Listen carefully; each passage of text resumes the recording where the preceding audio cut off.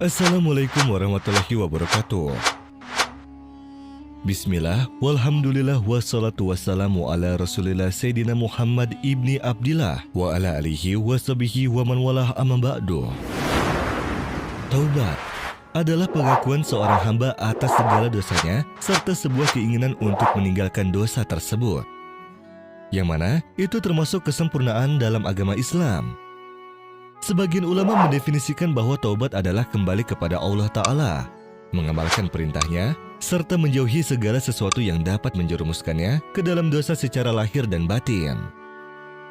Dan taubat itu sendiri memiliki beberapa syarat agar diterima oleh Allah Subhanahu wa Ta'ala. Di antaranya, ikhlas dan niat ditujukan hanya untuk memperoleh kasih sayang dan keridhaan Allah Subhanahu wa Ta'ala tanpa adanya tujuan keduniaan.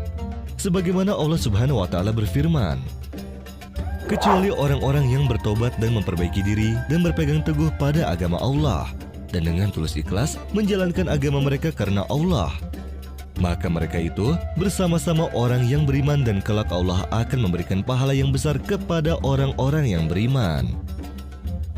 Menyudahi perbuatan dosa, seorang hamba harus meninggalkan perbuatan dosanya dan menjauhi segala yang mendekatkannya, agar ia dapat terbebas dari dosa secara keseluruhan. Menyesali perbuatannya, seorang hamba harus merasa akan kehadiran Allah Subhanahu wa Ta'ala dalam setiap tingkah lakunya. Di waktu dan tempat manapun ia berada, maka ia akan menyesali segala perbuatannya yang telah lalu, juga selalu mengharap akan kasih sayang dan ampunan dari Allah Subhanahu wa Ta'ala. Berniat kuat tidak mengulangi, dengan memperbanyak ketaatan kepada Allah Subhanahu wa Ta'ala serta menjaga dirinya dari segala maksiat dan dosa hingga akhir hayatnya. Mengembalikan hak-hak manusia, sebagaimana terdapat dalam hadis sahih bahwasanya Rasulullah Shallallahu Alaihi Wasallam bersabda, barang siapa yang memiliki tanggungan kezaliman terhadap saudaranya, entah dalam hal kehormatan ataupun hartanya, maka hendaklah meminta kehalalannya hari ini, sebelum datang hari kiamat, di mana tidak berguna lagi dirham dan dinar.